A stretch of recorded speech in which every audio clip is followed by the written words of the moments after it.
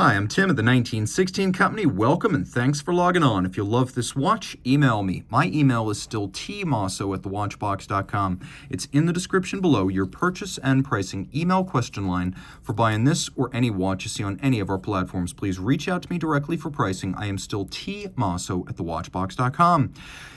What started as a prototype for the Only Watch charity auction became this 2005 model year launch from Bethune. It is the DBS, and this DBS Platinum with black dial is one of only 6 pieces made in this configuration since its 2005 debut.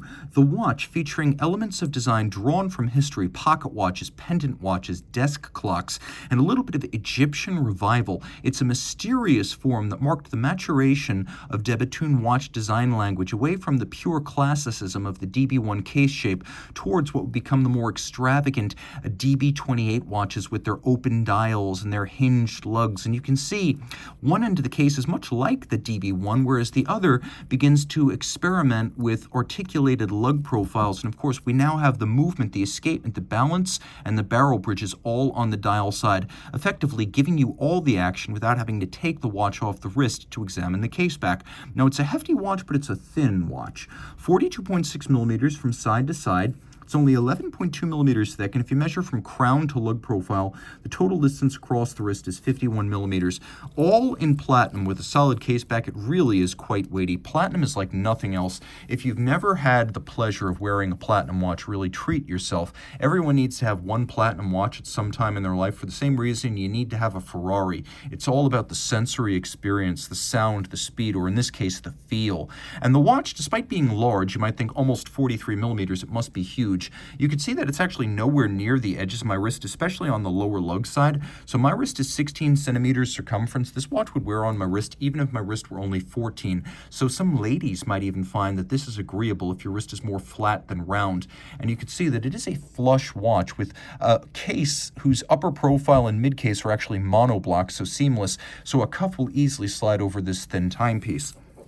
The strap is a current production Bethune factory strap, which is why it has large rectangular scale alligator leather in black with a matte finish on the top, but it also has gator on the bottom in small round scale. The idea at Bethune and other premier manufacturers now using double gator is that you get a more expensive strap that lasts a lot longer, and the few hundred extra dollars worth it for a watch like this. Black with a monotone stitch. You can see it has a very narrow shear cut profile showing the layers of leather, and then a curved spring bar is used so that the strap can be recessed close to the case for a very integrated look, as well as no impingement to the motion of the strap. You can see at both sides, the strap will pull 90 degrees down from the case band for a fine fit. We have here a relatively conventional pin buckle with satin on the bottom, polish on the top. It is Bethune branded, and if you look carefully, you can see it too is made of platinum. The case featuring a crown, which is both knurled and drilled for an exotic look. It is a screw-down crown to offer its security so it's not accidentally displaced by the hinge lugs. The watch is still 30 meters water resistant. It's not a diver, but it does have a screw-down crown for security. Manual wind, twin barrels, a patented self-adjusting set of barrels. So once you hit the 6-day power reserve, you can just keep winding with no danger of overwinding it. One mainspring will slip. That's patented. Let's talk about the patents now. The Moon Phase is spherical, and it only need be adjusted once every 122 years. You can see it's driven by a shaft and a bevel gear off the main movement, and it is spherical, 1/2 white palladium, 1/2 blued steel. Set it and forget it. You don't need to touch it again until 122 years after you set it. That is patented. And by the way they fire that steel blue, they actually hold the globe over a traditional oil lamp on a bed of metal shavings. The steel blues, the palladium stays white. Now, also patented, 1, 2, 3 shock protection springs. You can see the flanking shock protection spring bridges. Those are designed for 2 things. 1, prevent the watch from getting damaged under shock. 2, more rapidly recenter the balance staff pivot in its cup jewel to return the watch to excellent timekeeping, so both durability and chronometry.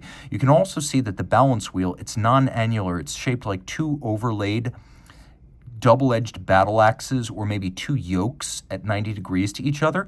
It's made of a combination of platinum bulbs and a titanium wheel and spoke, so designed to optimize the resilience against temperature-induced timing deviation, also to reduce the effects of aerodynamic drag on the operation of the watch, and finally to put as much of the mass possible in the rim or the outer edge where it does the most work. That's patented, of course. We also have a hairspring that's cut in half, shaped by hand, and clamped back together, so it's shock resistant and flat like a flat hairspring, but also breathes concentrically like an overcoil in any position. De Bethune makes case, dials, and movements, which means everything's made in-house, and you can see everything is unique to the watch, starting with the modified Breguet hands, which are skeletonized and black polished. You can see how their bases are actually tiered.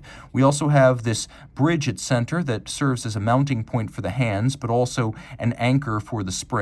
That sits on top of a deltoid barrel bridge, and this deltoid shape, a lot of people say it looks like a Star Trek fleet command badge. It actually symbolizes upward motion or continuous advancement. That is what De Bethune co-founder and watchmaker Denis Flageolet has in mind for it. Now, if you look carefully, we have black polishing on the bridge, as well as the screw heads. We have solarization on the ratchet wheels and the blackened barrels below them. We actually have very traditional mirrored anglage on the barrel bridge, as well as the cap atop the barrel bridge, as well as on the edge of the outer shock protection springs. We have a frosted track for the hours with recessed globes of polished titanium, and then we have a drilled track inboard against which the minutes can be read. And on the reverse side, you can see that the watch has a power reserve indicator, again, 6 days of power reserve, and the watch also has a 4 hertz beat rate, so they don't play any tricks to get to that 6 days of power reserve. It still has an 8 beat per second rate. You make adjustments to the moon phase using this pusher on the side. And again, De Bethune making every significant part of the watch, and even using their proprietary Côte de Bethune, where the gradient of the stripes on one side mirrors the gradient of the stripe on the other. It's not the same all the way across. They actually mirror each other, split down the center.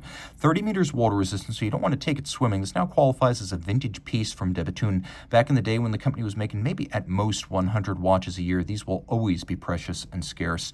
Reach out to Team Mosso at thewatchbox.com for purchase and pricing details.